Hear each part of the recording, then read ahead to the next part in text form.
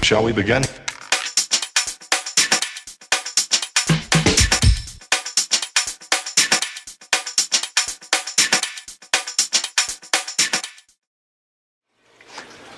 Pentax K1000.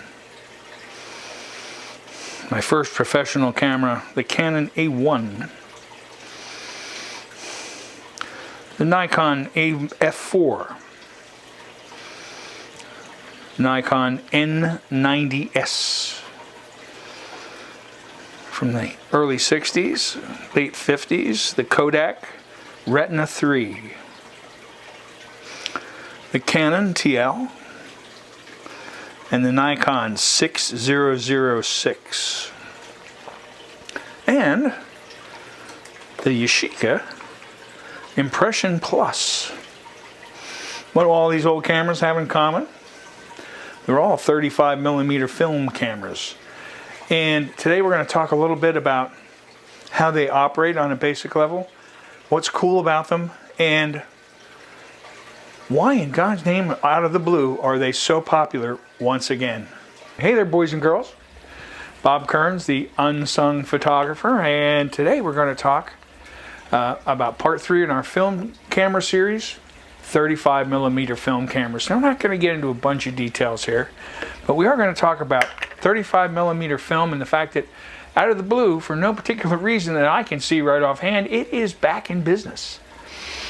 Digital pretty much wiped out 35mm film cameras about, I don't know, 10 years ago. They just stopped. They were dirt cheap. You could get them for $1, $2. People were throwing them in the trash. Now that's not the case. All of a sudden the values are going up. You can get a really nice camera still at a bargain price. Certainly a lot less than they were new, but you can't help it. They're just getting more and more popular, and their supply is going down because they don't really manufacture them anymore. As far as I know, I think Nikon still makes the F6. That's a camera that ranges in somewhere in the $2,000 range, $1,800, $2,000. It's a beautiful camera. It's very much like the D200 digital. Has all the same features, very similar. But it shoots 35mm film. So for those who don't know, this is 35mm film. This is a test roll I have for testing old cameras. I throw it in my pocket and bring it with me to see if they'll rewind. This and a couple of AA batteries. And that's a 35mm roll of film. Just as it looks when you're going to put it in your camera. This is from an old camera. I pulled it out. I don't know what it used to be. It used to be Kodak Gold 200, but I have it all marked up so I know it's my test roll. But that's 35mm film. And what is so special about it? Well, it was pretty much the most popular format around before digital took over. It had lived all the way from the 1930s, all the way through all the decades up until around 2005, 2006, and it started to die off. You started to lose some of the favorite 35mm films that people had. Let me go in my fridge here for just a second. Bear with me. And I keep this around just to show people that it really existed. Ladies and gentlemen, the one and only, the beautiful, the magnificent Kodachrome. What a pretty thing this is. 36 exposures, 64 ASA for slides. Kodachrome. And they just stopped making it, and the development process is so complicated you really can't do this at home. There was a very special, complex process that Kodak kept very proprietary and only licensed to certain labs. And when that process went away, the film went away. Film cameras, fascinating creatures.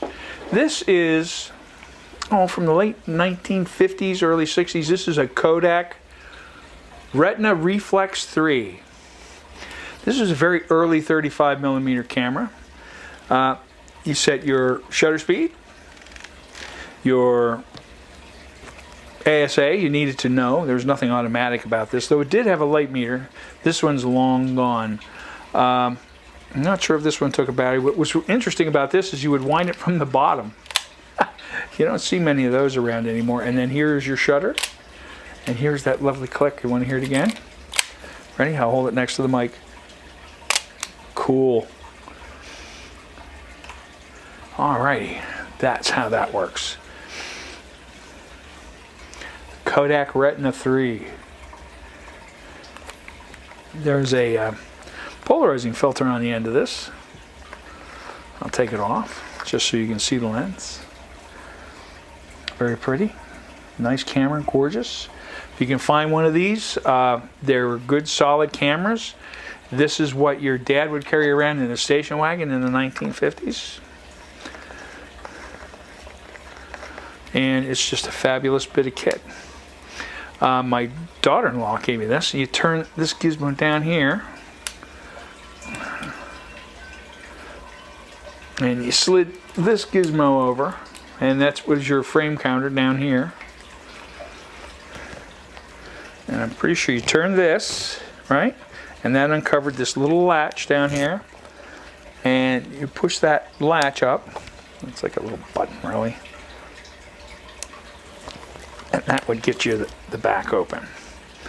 And there's the back of the camera where you would put your roll of 35mm film. We put the test roll in here.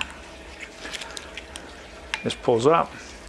Complicated. They're like a little Rube Goldberg gizmo, if everybody remembers who he was.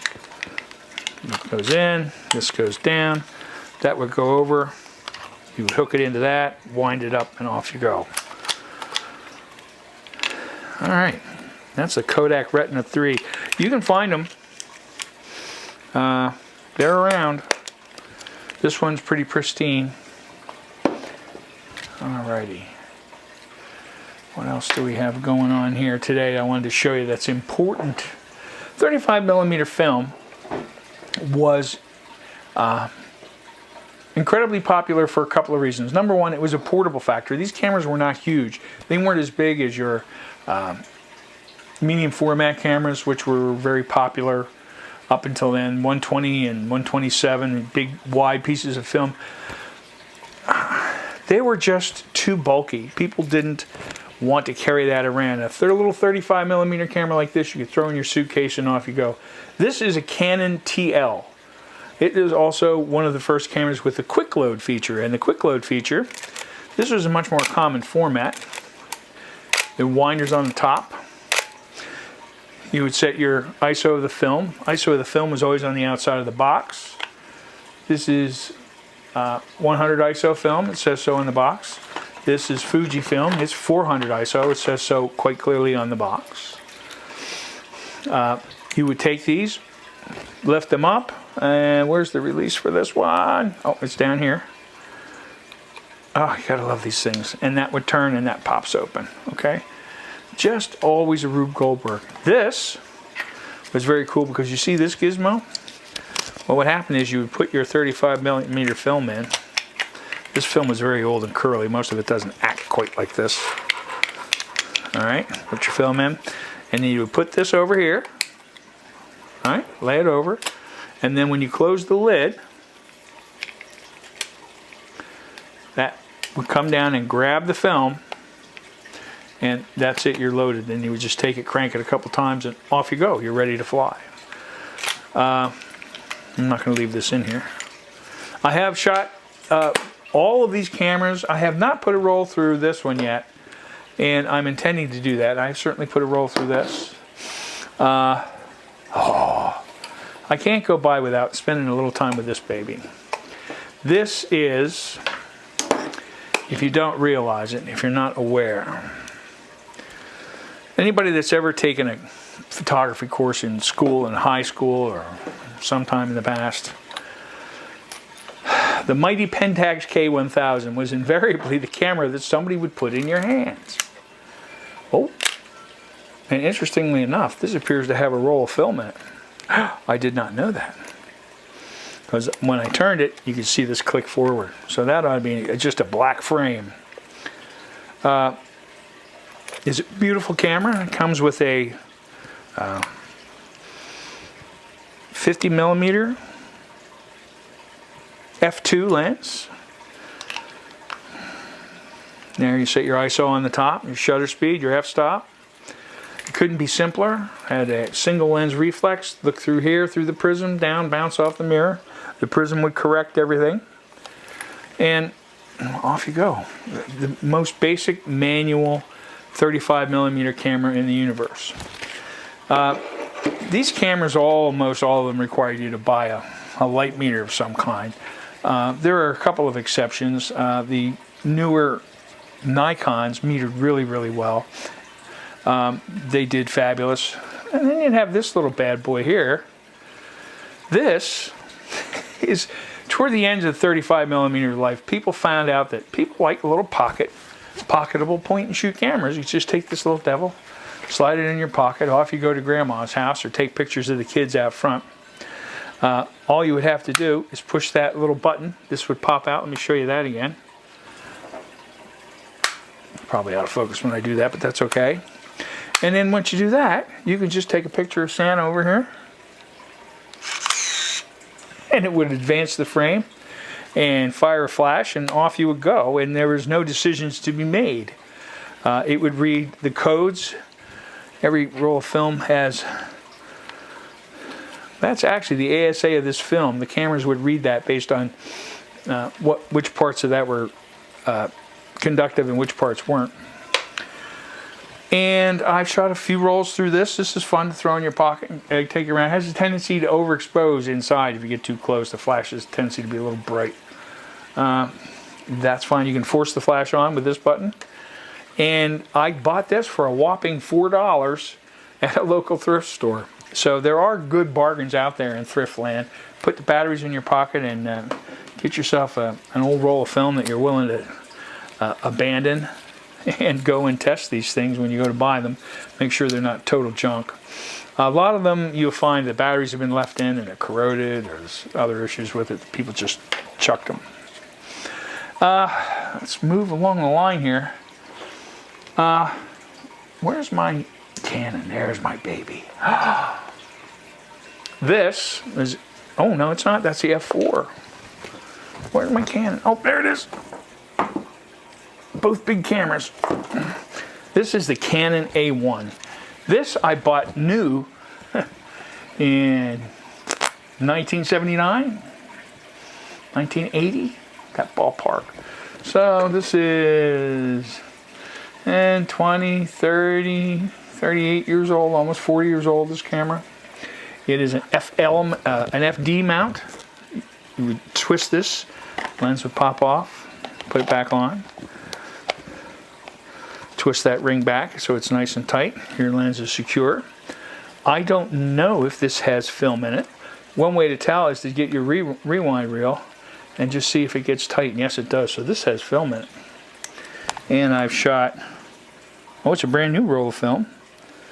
There are 0 frames exposed. It's not even on to start yet. So that's a new roll of film. Again, I haven't tried it. So let's show you a couple little things on here.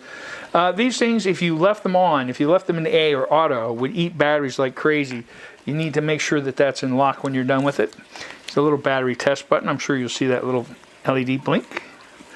There you go. Manual focus. However, you could also put this in, it was the first camera from Canon that had a program mode. Before the AE1 program, which is vastly famous, but the AE1 was a less expensive camera. It had a plasticky body. This is all metal. This has a motor drive and a hand grip with extra batteries in it. If you put this on A, right, you could take and fire this little devil. I don't know if this has batteries in it. Does this have batteries in it? This is a built-in, this is a flash. Doesn't have any batteries in it. A sun pack. This was very common. It is Canon specific. You can tell by the pattern of contacts on the bottom. Oh, yes, it is on. What do you know? So you would put this on here. Screw it down a little bit. Now, typically when I actually use this nowadays, I use a more modern flash, but this one's kind of cool. It is as automatic as a flash could be at the time. This was long before TTL metering. It is in on green. That's auto. And at 100 ISO, f5.6. So I'm guessing this is actually a 400 because I just think it's, oh, it says 200 on here. So 200, 5.6 on yellow.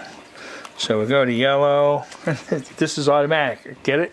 This is as automatic as it gets. And I'm going to make sure that my lens is snug. I'm going to make sure my lens is set to upside down. That was nasty. Hope I didn't break anything. Oh, there we go. Well, you guys just watched me break my 40-year-old camera. I think that's interesting. How did I do? Oh, there's the orange dot right there. I'm sorry. That was my mistake. There it is. In like flint. There we go. Now we want to go, it's on auto. That's fabulous. We're going to take the lens cap off. Check out the cool original lens cap. Very nice. And we'll go over here and we'll focus. All right, but the first thing we want to do is we want to get this to our first frame because it's not even on S. So I'll pull that out and peek. And start. That's on auto. That's on A. This is on S. And it moves ahead. And I think I need batteries for this baby. Well, which is okay. I can still use the manual lever and take a couple of shots. Let's focus this again.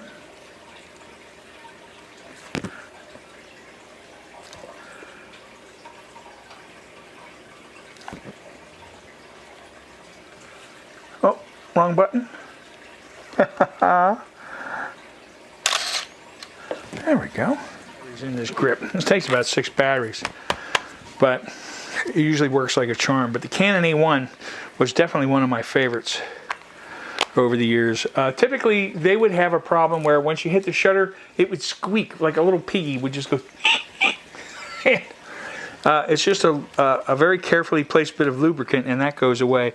That squeak, however, would also affect your shutter speeds and cause other issues. So if you find one that has that little squeak, no, it's a pretty easy fix. It really just takes a little properly applied lubricant. If you know a professional that can do it for you, that's fine. If not, and you're brave and you've gotten one inexpensively enough, then you're good to go. You'll notice the reason I'm not going into talking about prices and what these things are worth or how much you're going to pay for them, because right now they're all over the place. You might find a Canon A1 for $100. You might find it for $50. You might find it for $400. It just depends. It's very, very ratty right now. This is a more common Nikon. This is a nice little camera. It has some auto features. It will do program mode. It will use most Nikon lenses, I think up to the D series and maybe even the S series in program mode. It's a nice little camera. And I film in this one too, don't I? I don't know. This one has a little leather case on it. Back in the day, they all came with some kind of covering to protect them. And of course, those coverings would get beat to death. And yes, this does have a roll of film in it right there. I can see it. And this little window allows me to read what kind it is. It's ISO 400 color Fujifilm. This stuff. You can buy film from Amazon. I would prefer, if you still have a local camera store around, and a lot of them got killed in the last few years, please use your local camera store. My local camera store is Allen's on New Falls Road in Levittown, Pennsylvania. I highly recommend Allen's. The folks there are wonderful. It's just a great thing to do. These 35mm cameras are so all over the place. Here, what's this one here? This is my N90S. This originally was part of a digital camera, $20,000 1 megapixel digital camera used for scientific and engineering purposes. However, it was abandoned and left in a drawer. So I found it, bought some parts online, put it back together and refurbished it and made myself one hell of a really nice 35mm camera. It is not as heavy as its big brother. Oh, this actually hurts a little bit. The F4. F4 was Nikon's top of the line pro camera in the mid 1990s. And it is a tremendous camera. It's if you bought a D6 now and paid, I don't know, what are they, $6,000, something like that, this would be the 1990s equivalent in a film camera right here. It shoots, I think, up to 5 frames a second. It will eat film like crazy if you wanted to. It has an 8,000th of a second shutter speed. Everything is manual. It has dials. There are no menus involved. It's just a wonderful camera to use. It has program mode, program high speed mode, where it sort of leans into it prefers a high shutter speed. Of course, shutter priority, aperture priority, and my favorite, manual. These are probably still a little pricey. Probably cost you maybe, and I promised I wasn't going to get in the prices, but in the $300 range, $350. This one was like new in a box. I got a good deal on that from a friend. And these are just tremendous cameras. You can't kill them. And they produce a nice negative, which is what you're looking for at the end of the day. You want glass that's sharp, a good way to control your exposure, and off you go. So that's a rough overview of 35mm cameras. We opened a couple up. We talked about a couple. If you have questions, you can go ahead and comment below. I don't want this to go on forever. The other thing I want to talk about is film. I did show you the Kodachrome, which you can't buy. I may shoot that and try and develop it as black and white just for fun. But there are a couple of films that have been re-released because of the popularity of cameras rising. Kodak has gone into its wonderful scientific mode and started to produce films that it had stopped. Brought them back. P3200, this is a 3200 ASA or a 3200 ISO for you digital guys out there. Black and white film for your camera. I've shot some rolls of this. It looks fabulous. It literally lets you shoot at 3200 like you would with a digital camera. You want to shoot inside at night with just the lights. It's perfect. Oh, I haven't shot a roll of this yet. I have a couple I bought. Ektachrome. This is 100 ISO, ASA, whichever you prefer. When you're talking about film, it's technically ASA, but it's the equivalent of ISO nowadays. It is color slide film. And now I shoot Ektar 120 on my larger or medium format cameras, and I like it very much, but I haven't shot this yet. I'm anxious to try and make some slides and just to see how they come out. Slide film, you need to be very fussy about your exposure. I've used Velvia and some of the other Fuji stuff in my medium format. This is commonly the film you're going to find. You can buy this at Walmart, all right? And it is Fuji 400. I think now they sell in three rolls of 36 exposures. This is an older one. It's a 4x24 exposures. And this film is fresh. There's always a date on the box.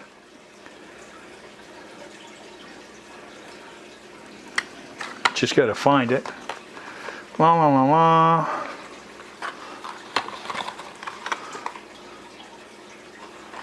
Where did they put it?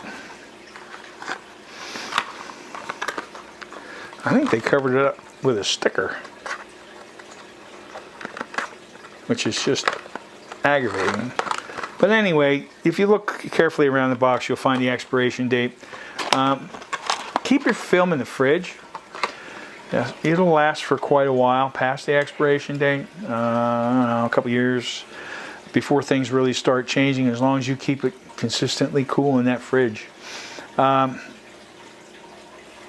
This is all fabulous stuff. What's this one? Oh, that's the Kodachrome.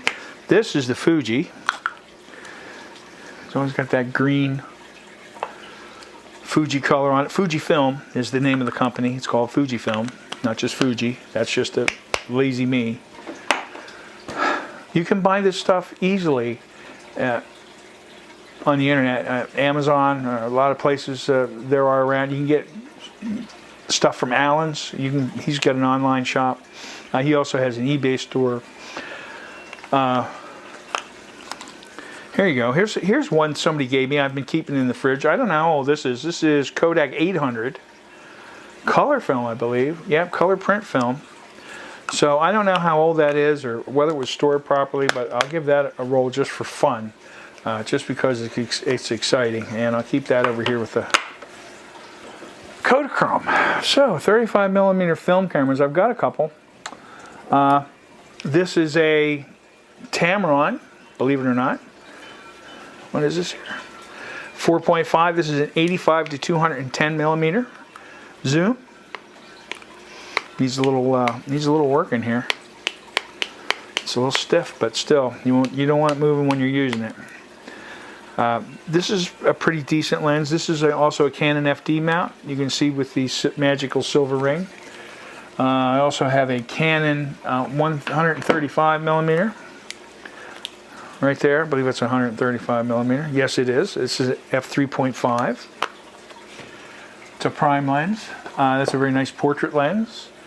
You don't see a lot of the 2.8s and the 1.4s in the longer focal lengths back then. You get fast 50mm, 1.8s, 1.4s, f2s. Let me see what's on this. What's on the f4 here?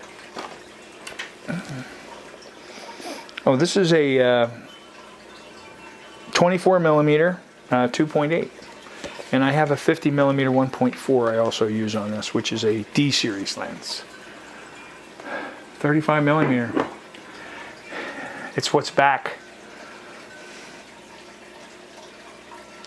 Again, you guys have any questions or about a particular camera or things that you're interested in about 35mm film, I guess the next step, and I've gotten a couple of requests already, is how do I develop my own film? There's lots and lots and lots of videos out there on how to do that. I will tell you this, it's not hard. You should probably go out and shoot a couple rolls just to experiment with. Get some black and white, that's a good way to start out. You can certainly do color. Color's not hard, easier. Any harder than black and white. In some ways it's easier, it's certainly faster in most cases. The only trick with color film is you need to keep your chemicals at a certain temperature, not a billion degrees, it's just 100 degrees. You have to keep them at 100 degrees to go through the process, and all you do is you sit them in a dish bucket and pour hot water in there and put a thermometer in and watch. When it's 100 degrees, you go to town. You pour them in your tank, shake them around. I think it's only 3.5 minutes for your basic C41 development time. And maybe 6 minutes for the next step, which is called, which is a bleach and fixer, okay, which is called Blix. They mix the two words together, how clever. And then you just rinse it out with some stabilizer, and that's basically like any other last stage film wash that you've ever done.